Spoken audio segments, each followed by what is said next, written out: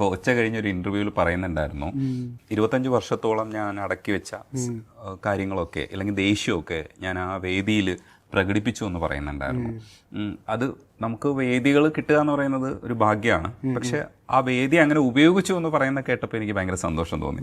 കാരണം എൻ്റെ പ്രതിഷേധം ഞാൻ കാണിക്കാൻ വേണ്ടി വെച്ചിരിക്കുകയായിരുന്നു. ഒരു വേദി കിട്ടിയപ്പോൾ ഞാൻ ശരിക്കും പുറത്തെടുത്തു എന്ന് പറയുന്നില്ലേ. വേറെ എങ്ങും ഞാൻ എക്സ്പ്രസ് ചെയ്യാറില്ല, ഒന്നും എക്സ്പ്രസ് ചെയ്യാറില്ല. അപ്പോൾ ഞാൻ ആർട്ട് വൈസ് ആണെങ്കിലും പേഴ്സണൽ കാര്യങ്ങളാണെങ്കിൽ എക്സ്പ്രസ് ചെയ്യാറില്ല. അപ്പോൾ ഞാൻ കറക്റ്റായിട്ടുള്ള സ്റ്റേജ് കിട്ടാൻ വേണ്ടി ഇങ്ങനെ വെയിറ്റ് ചെയ്തിരുന്നതാണ്. ഇതിനു മുമ്പും കുറച്ച് അവസരങ്ങളൊക്കെ വന്നിട്ടുണ്ടോ, പക്ഷെ എനിക്കത്ര ഇതല്ല എൻ്റെ പരിപാടി, ഇവിടെ അല്ല ഞാൻ പറയേണ്ടത് എന്നുള്ള സാധനം എനിക്കുണ്ടായിരുന്നു. അപ്പോൾ കറക്റ്റ് ഞാൻ ഉദ്ദേശിച്ച സാധനം കിട്ടുകയും ചെയ്ത്. അപ്പോൾ എല്ലാം പറഞ്ഞ് ആ ഒരു ദേഷ്യം മൊത്തം തീർത്ത് അവിടെ പൊട്ടി തീർത്ത്. പിന്നെ പയ്യെ കുറഞ്ഞ് അത്രയും ദേഷ്യമില്ല എന്നുള്ളതൊക്കെ നമുക്ക്. അല്ല, പുലിക്ക് ദേഷ്യം കുറയാൻ പാടില്ല, പവർ കുറയും. അല്ല, സ്റ്റേജിലുണ്ടാവും അല്ലേ? സ്റ്റേജിലെ കുറയല്ല, അത് ഒരിക്കലും കുറയാത്ത ദേഷ്യമുണ്ട്. ഈ എഴുതുന്ന സമയത്ത് ആണ് നമ്മൾ പൂർണ്ണമായിട്ട് ഈ പറയുന്ന ദേഷ്യങ്ങളൊക്കെ നമ്മൾ ഇതിനകത്ത് വെക്കുന്നു. അല്ലാതെ നമ്മൾ ഇത് റോഡിലിറങ്ങി കാണിക്കേണ്ടതല്ല ദേഷ്യം, അല്ലേ? അങ്ങനെയാണ്. അങ്ങനെ എനിക്കങ്ങനെയാണ്. കാരണം ഞാനങ്ങനെ ചെയ്താൽ എനിക്ക് തിരിച്ചു വരുന്ന കാര്യങ്ങളെ കുറിച്ച് ഞാൻ കുറച്ച് കോൺഷ്യസാണ്. അപ്പം ഞാൻ ഭയങ്കര എനിക്കത് ഹാൻഡിൽ ചെയ്യാൻ പറ്റില്ല. പാട്ടിലൂടെ പറയുമ്പോൾ കുഴപ്പമില്ല, ലൈക്ക് മനസ്സിലാവേണ്ടതൊക്കെ മനസ്സിലാവുകയും ചെയ്യുന്നുണ്ട്, അവർ പാട്ട് എൻജോയ് ചെയ്യുന്നുണ്ട്. ലൈക്ക് നമുക്ക് ആർക്കെതിരെയാണ് പാടുന്നത് അവർ നമ്മുടെ പാട്ട് കേൾക്കുന്നുണ്ട്. അത് വേറൊരു പരിപാടി. അതാണ് ശരിക്കും. ഞാൻ 1-2 വരിയും കൂടെ പറയാട്ടോ. മുഴുത്ത ചക്ക വീണപ്പോ ചത്ത മുയല് കൊമ്പുകൾ എനിക്കില്ല എന്ന് വെച്ചാൽ, മുഴുത്ത ചക്ക വീണപ്പോ ചത്ത മുയല് കൊമ്പുകൾ എനിക്കില്ല. അത് കുറെ പേര് അഡ്രസ് ചെയ്യുന്നതാണ്. ഈ പിത്തത്തടിയിൽ കത്തി കയറിയാലും പൊട്ടിക്കരയില്ല. അത് ഒരു കറേജാണല്ലേ ശരിക്കും. പിന്നെ മരിച്ച് മണ്ണടിഞ്ഞവനാ എന്ന് പറയുന്നുണ്ട് അല്ലേ. 1000 നാവുകൾ ആയുധമാകും, അതിൽ ഞാനൊരു കാഥികനാകും എന്ന് പറയുന്നുണ്ട്. പക്ഷെ അതിനകത്ത് എനിക്കൊരു സംശയമുണ്ട്. അതായത് രക്തസാക്ഷി എന്ന് പറയുന്ന കോൺസെപ്റ്റ് ആക്ച്വലി, അതായത് മരിക്കുമ്പോൾ 1000 ആളായിട്ട് പുനർജനിക്കും എന്നുള്ളതാണ് രക്തസാക്ഷിയുടെ ഒരു കോൺസെപ്റ്റ് എന്ന് പറയുന്നത്. ഈ രക്തസാക്ഷി കോൺസെപ്റ്റ് അതിനകത്തേക്ക് കടന്നുപോയോ എന്ന് എനിക്കൊരു സംശയമുണ്ട്.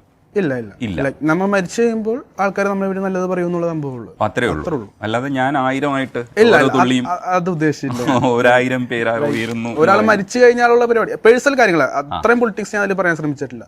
തികച്ചും വ്യക്തിപരമായിട്ടുള്ള സംഭവമാണ്. ഞാൻ മരിച്ചു കഴിഞ്ഞാൽ ഇപ്പൊ കുറെ പേര് നല്ലൊരു വ്യക്തിയായിരുന്നു എന്നൊക്കെ പറയും. പക്ഷെ നമ്മൾ ജീവിച്ചിരിക്കുന്ന നമ്മൾ നേരെ പറയില്ലത്. അത്രേ ഉള്ളൂ. സ്ഥിരമാണ്. സ്ഥിരമാണ്. എല്ലാവരും പറയുന്ന കാര്യങ്ങൾ തന്നെ. കലാഭവനിയൊക്കെ പറഞ്ഞിട്ടുണ്ട് ഇതിനു മുമ്പ്, അങ്ങനെ ഞാനും പറഞ്ഞെന്നുള്ളൂ. അത്രയും പൊളിറ്റിക്കലായിട്ട് ചിന്തിച്ചില്ല ഞാൻ ആ പാട്ട് എഴുതുമ്പോൾ. ഞാൻ കൂടുതൽ അത്രയും ഇത് പാട്ടിൽ ഇങ്ങനെ ചേർക്കാറില്ല. ലൈക്ക് പേഴ്സണൽ പറയാ, കുറച്ച് പൊളിറ്റിക്സ് പറയാ.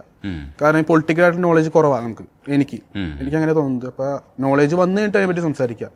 അപ്പൊ അവിടെ ഇവിടെ മാത്രം പറഞ്ഞിട്ട് കാര്യമില്ല, മൊത്തം പറയണം നമ്മ. സോ ആ നോളജ് ഉണ്ടാക്കിക്കൊണ്ടിരിക്കാനുള്ള പരിപാടിയാണ് ഇപ്പൊ ചെയ്യുന്നത്. അറിയാവുന്ന പൊളിറ്റിക്സ് കുറച്ച് പറയാ, കുറെ അറിയാമെങ്കിൽ കുറെ പറയാ. അങ്ങനെയാണ് അപ്പൊ പരിപാടി പോകുന്നത്. പിത്തത്തടി അഡ്രസ് ചെയ്യുന്നത് ശരിക്കും ബോഡി ഷെയിം പരിപാടി അതിനെതിരായിട്ടുള്ളൊരു. അതും പിന്നെ കത്തികരലും പൊട്ടി ലൈക്ക് മരിച്ചാലും കുഴപ്പമില്ല എനിക്ക് എന്നുള്ള ചിന്ത. ആ സമയത്ത് ഇങ്ങനെ കൊന്നാലും കുഴപ്പമില്ല, ഞാൻ സൂയിസൈഡ് എനിക്ക് കുഴപ്പമില്ല, ഓൾറെഡി മരിച്ചു കഴിഞ്ഞല്ലോ ഉള്ളില്, എനിക്ക് ഇതൊരു ശരീരം മാത്രം എന്നുള്ള ചിന്ത. ഓൾറെഡി മരിച്ചു കഴിഞ്ഞല്ലോ എന്ന് പറയുമ്പോൾ ആത്മാവ് മരിച്ചു എന്നുള്ളതാണ്.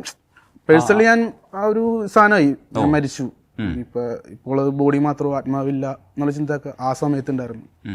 വേടൻ ഒരാളെ അപ്ലിഫ്റ്റ് ചെയ്യുമ്പോൾ അതിനൊരു പ്രാധാന്യം കേരളത്തിലുണ്ട്.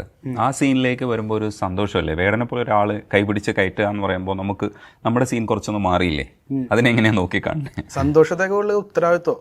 ലൈക്ക് നമുക്ക് ഒരുപാട് പുള്ളി എന്താ പറയണത് നമുക്കറിയാലോ, വ്യക്തമായിട്ട് അറിയാലോ. സോ ഉത്തരവാദിത്വമാണ് കൂടുതലുണ്ടായത് സന്തോഷത്തേക്കുള്ള. കാരണം ആ സമയത്ത് ഞാൻ ആകെ ഡൗൺ ആയിരിക്കുന്ന സമയത്താണ് ഇങ്ങനെ വന്നപ്പോഴും എനിക്കത് എൻജോയ് ചെയ്യാൻ പറ്റുള്ള. ലൈക്ക് മെൻ്റലി ഭയങ്കര സീനായിരിക്കുന്ന സമയത്തായിരുന്നു ചെയ്ത കാരണം എല്ലാം നടക്കുന്നുണ്ട്, സ്റ്റേജ് കിട്ടി, ഓക്കെ ആ ഒരു എക്സൈറ്റ്മെന്റും പരിപാടിയൊന്നും ഇല്ല.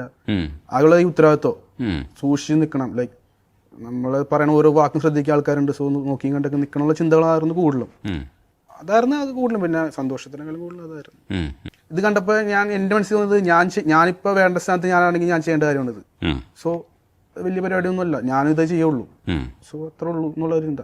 അല്ലാണ്ടാണ് ഞാൻ കുറെ പേരെങ്ങനെ നല്ല ആർട്ടിസ്റ്റുകളെ കാണുമ്പോൾ നമ്മൾ ചെയ്യണ പരിപാടികളാ ഇതിപ്പോ പുള്ളി ചെയ്തു, ഞാനാണെങ്കിൽ അത് ചെയ്യും, അത്രേ ഉള്ളൂ. അത്രേ ഉള്ളൂ. അതിന് വലിയ എക്സൈറ്റ്മെന്റ്സ് ഒന്നും ഇല്ല. അത് തന്നെ നമ്മൾ ചെയ്യേണ്ട കാര്യമാണ് ഇത്. ഉത്തരവാദിത്തമാണ്. ഇതാണ് നമ്മൾ ചെയ്യേണ്ട പരിപാടി. അല്ലാണ്ട് സ്വന്തം കാര്യം മാത്രം നോക്കലല്ല. നമുക്ക് പറയാൻ കുറെ പേരുണ്ട്, അവരെ പറയിപ്പിക്കുക എന്നുള്ള സംഭവം അത്രേ ഉള്ളൂ. ഈ സീനിൽ നിൽക്കുന്നതിൽ വേടൻ കുറച്ചുകൂടെ പൊളിറ്റിക്കലായിട്ട് കാര്യം കൂടുതൽ പറയുന്ന ഒരാളാണ്. അപ്പം എനിക്ക് കൂടുതൽ കണക്ട് ആയത് ശരിക്കും പറഞ്ഞു കഴിഞ്ഞാൽ വേടൻ്റെ പൊളിറ്റിക്സ് പറച്ചിലുണ്ട്, തുറന്നു പറയാനുള്ള ധൈര്യമുണ്ട്, ഇതില്ലെങ്കിൽ ഞാൻ പറയും എന്ന് പറയുന്ന ഒരു സീനുണ്ട്. ഇപ്പുറത്ത് പോയി സിനിമയുടെ കാര്യങ്ങളൊക്കെ ചെയ്യുമ്പോഴും പോപ്പുലാരിറ്റി വരുമ്പോഴും ഒക്കെയും വേടൻ പറയേണ്ട കാര്യങ്ങളൊക്കെ ഒരു സൈഡ് പറയുന്നുണ്ട്. അതിനെ എങ്ങനെയാണ് നോക്കിക്കാണുന്നത്? പുലി എങ്ങനെയാണ് ഇതിനെ കാണുന്നതെന്നുള്ളതാണ്. ആ പറശ്ശിയിൽ നിന്നാണ് ഞാൻ ഉണ്ടായത്, അത്രേ ഉള്ളൂ. ലൈക്ക് നരബലി എന്ന് പറഞ്ഞ സിനിമയിൽ ഒരു പാട്ട് ചെയ്തിട്ടുണ്ടായിരുന്നു. അപ്പം ഞാൻ പുള്ളിനെ അങ്ങനെ തന്നെ കാണുമായിരുന്നു. നമുക്ക് ഒരാൾ പറയേണ്ടത്. അപ്പം നരബലി പാട്ടിറങ്ങി ഇപ്പോൾ ഫേസ്ബുക്കിൽ ആരും എന്തോ കമന്റ് ഇട്ട് ഇവൻ്റെ രൂപം കണ്ടറിയാം ഇവൻ ഇതാണ് അതാണെന്ന്. എനിക്ക് ഭയങ്കര ട്രിഗറിങ് ആയിരുന്നു. ഞാനും പറയാം, പുള്ളിനെ കുറിച്ച് അങ്ങനെ ഞാനും പറയാം. ആ ഒരു കൂട് അപ്പൊ കിട്ടിയത് അത് ഞാൻ പുള്ളിയെടുത്ത് പറഞ്ഞിട്ടില്ല. അത് ഞാൻ കുറച്ചധികം സംസാരിക്കാറില്ല കുറെ ഒന്നും, കണ്ണുകളിലൂടെ ഇത്രേ ഉള്ളൂ. അറിയാം നമുക്ക് ഉള്ളിൽ എന്താണെന്നുള്ളത്, പറയാനുള്ള കാര്യങ്ങൾ. മന്ദാരം അത് കുറച്ച് കൂടുതൽ യങ്സ്റ്റേഴ്സിനെ പിന്നെ ശരിക്കും എനിക്ക് തോന്നുന്നു പുലിക്കും കൂടുതൽ ഇമോഷണലി കണക്ട് ആയിട്ടുള്ള ഒരു സാധനമാണ് മന്ദാരം ശരിക്കും ഉണ്ടായത് എന്തുകൊണ്ടാണ്? ഒരു ലിമിറ്റ് കഴിയുമ്പോ ലൈക്ക് ഞാൻ ജീവിച്ചു വന്നത് ഒറ്റയ്ക്ക് തന്നെ ആയിരുന്നു. എനിക്കറിയില്ലായിരുന്നു. നമ്മളെ ഭയങ്കരമായിട്ട് സ്നേഹിക്കുന്ന കൂട്ടുകാർ വന്ന് ഫ്രണ്ട്ഷിപ്പ് എന്ന് പറഞ്ഞാൽ ഇതാണ് സംഭവം. നമ്മൾ ഉള്ളം കയ്യിലൊക്കെ വെച്ച് കൊണ്ടുനടക്കുന്ന കുറേ കൂട്ടുകാർ. അപ്പോൾ ഇങ്ങനെയൊക്കെ കൂട്ടുകാരുണ്ടാവില്ല എന്നൊരു ചിന്ത വന്ന് ഒരു ലിമിറ്റ് കഴിഞ്ഞപ്പോൾ ഒരു സ്പേസ് വരുമല്ലോ എല്ലാവരും. അതെനിക്ക് അക്സെപ്റ്റ് ചെയ്യാൻ പറ്റിയില്ല. ലൈക്ക് പിന്നെ ഞാൻ ഒറ്റക്കായി. ലൈക്ക് ഇവിടെ ഇരുന്നാൽ കുഴപ്പമില്ല, നമ്മളിങ്ങനെ ആക്കിയിട്ട് അവിടെ നിന്ന് ഇട്ട് അത് സീനായിരുന്നു. അത് ആ പാട്ട് എഴുതിയില്ലെങ്കിൽ തല പൊട്ടിത്തെറിക്കുന്നുള്ള സീനൊക്കെ ആയി ഭയങ്കരമായിട്ട് പ്രശ്നമായിരുന്നു സമയത്ത്. എങ്ങനെ എഴുതി ഞാൻ പിന്നെ അത് എഴുതി കഴിഞ്ഞപ്പോൾ ഓർത്തത് ഇതൊക്കെ ആൾക്കാർ കേട്ട, ഞാൻ എഴുതിയ കൂട്ടുകാർ കേട്ട അവരെന്നെ പറ്റി എന്ത് ചിന്തിക്കും, അവർക്ക് എന്നെ ഭയങ്കര ഇഷ്ടമാണ്. ഞാനിങ്ങനെ എഴുതുമ്പോൾ അവർക്ക് ബുദ്ധിമുട്ടാവുന്നൊക്കെ എഴുതി കഴിഞ്ഞപ്പോൾ ചിന്തിച്ച് പിന്നെ പാട്ടായിട്ട് കണ്ടോളും അത് എഴുതി കഴിഞ്ഞപ്പോൾ സാറ്റിസ്ഫൈങ് ആയിരുന്നു. ഉള്ളിൽ വെച്ചോണ്ടിരിക്കണല്ലോ പറഞ്ഞല്ലോ എന്നുള്ളതാണ് വരുന്നത്. കുഴപ്പമില്ല, അവരങ്ങനെയാണ്. അതിൽ ഒരു തരം കൂട്ട് മാത്രമാണ്, അത് ഫ്രണ്ട്ഷിപ്പ് മാത്രമല്ല കൈകാര്യം ചെയ്തിരിക്കുന്നതാണ് എനിക്ക് തോന്നിയത്. ഇപ്പം നീ പൊടി എന്നുള്ള അർത്ഥത്തിലും പറയുന്നുണ്ട് അതിനകത്ത്. അപ്പം ഈ രണ്ട് തരം റിലേഷൻസും അല്ലെങ്കിൽ ഒരു റിലേഷൻഷിപ്പും ഒപ്പം ഫ്രണ്ട്ഷിപ്പും ഒക്കെ ഇതിനകത്ത് കൈകാര്യം ചെയ്യുന്നത്. രണ്ടിലും ഒരേ സമയം വീഴ്ച പറ്റിയതാണോ അതേ ഒരു വീഴ്ചയിൽ ഇവരൊക്കെ കൂടെ നിൽക്കാത്തതാണോ? പേഴ്സണലി ഈ പരിപാടിയിൽ വീഴ്ച പറ്റിയ റിലേഷൻഷിപ്പ് ആയിരുന്നില്ല അത്. ലൈക്ക് ഫസ്റ്റ് ടൈം അങ്ങനെ പോയി ആ സംസാരമൊക്കെ വന്നത്. എനിക്കങ്ങനെ ഒരു ഇമോഷൻ വന്നു, ഭയങ്കരമായിട്ട് പ്രണയം വന്നു. എനിക്കത് ശരിയല്ലെന്ന് തോന്നി. ആ ഒരു സൗഹൃദം നശിപ്പിക്കണമെന്ന് തോന്നി. ഞാൻ പിന്നെ ഗ്യാപ്പ് ഇട്ട് സംസാരിക്കാണ്ടിരുന്ന് അങ്ങനെ ഒരു ഗ്യാപ്പ് ഇട്ട്. ആ ഗ്യാപ്പ് എനിക്ക് പക്ഷേ ഇതായിരുന്നു, ഭയങ്കരമായിട്ട് പ്രണയമുണ്ട്, അത് വേണമെന്നുള്ള ചിന്തയുണ്ട്. രണ്ടും കൂടി ക്ലാഷ് ആയപ്പോൾ എന്തുകൊണ്ട് അങ്ങനെ ഗ്യാപ്പ് ഇടാനൊക്കെ തീരുമാനിച്ചു എനിക്ക് അറിയില്ല. അത് ശരിയുള്ള പരിപാടിയല്ലെന്ന് തോന്നി. നമുക്ക് ഇങ്ങനെ ശീലമില്ല. ഫസ്റ്റ് ടൈം ഇങ്ങനെയൊക്കെ ഇമോഷൻ തോന്നി ശരിയല്ലത്. അത്ര നല്ലൊരു സൗഹൃദം വരുന്നത് അത് നശിപ്പിക്കരുന്നുണ്ടായിരുന്നു എനിക്ക്. അപ്പം അതുകൊണ്ട് ഞാൻ അങ്ങനെ അകന്ന് നിന്നപ്പോൾ അത് എനിക്ക് ഉൾക്കൊള്ളാൻ പറ്റിയില്ല. അപ്പം അതുവഴി ഞാൻ സൗഹൃദത്തിൽ നിന്ന് സാധാരണ കൂട്ടുകാരിൽ നിന്ന് അകന്ന് ഇതുകൊണ്ട് മാത്രം. അതാണ് റീസൺ ആയത്. റീസൺ ആയത്. ലൈക്ക് അപ്പോഴാണ് ഞാൻ റിയലൈസ് ചെയ്യുന്നത് എനിക്ക് ഇത്രയും പെയിൻ ഉണ്ടായിരുന്നു, ഞാനിങ്ങനെയൊക്കെ ആയിരുന്നു എന്നുള്ള ചിന്തകൾ അപ്പോഴേ റിയലൈസ്. അതിനു മുമ്പൊക്കെ നമ്മൾ കൂട്ടുകാരായിട്ട് ചില്ലടിച്ചടക്കുക, അങ്ങനെ സംസാരിക്കുക, ആ ഒരു ഇതായിരുന്നു. ക്ലാസ് കട്ട് ചെയ്യുക, ആ മറ്റേ സാമ്പത്തിക പ്രശ്നങ്ങളൊന്നും ബോധേടല്ല, അമ്മ നോക്കിക്കോളും എന്നുള്ള ചിന്തയായിരുന്നു. പിന്നെ മനസ്സിലായത് ഇത്രയും പെയിൻ എനിക്കുള്ളിൽ ഉണ്ടായിരുന്നിട്ട് ഞാൻ അത് കാണാൻ നടന്നതാണ് എന്നുള്ള സാധനമൊക്കെ റിയലൈസ് ചെയ്യുന്നത് ആ പെയിൻ വന്നപ്പോഴാണ്. ഞാൻ അതിനെ കാണുന്നത് ഒരു എല്ലാം ഇങ്ങനെ ഒരു ബലൂൺ പോലെ കുത്തി നിറച്ചിട്ട് ഈ ഒരു ഇത് വന്നപ്പോൾ കുത്തിപ്പൊട്ടിച്ച് എല്ലാം പുറത്ത് വന്ന് അങ്ങനെ അതിനെ കാണുന്നത്.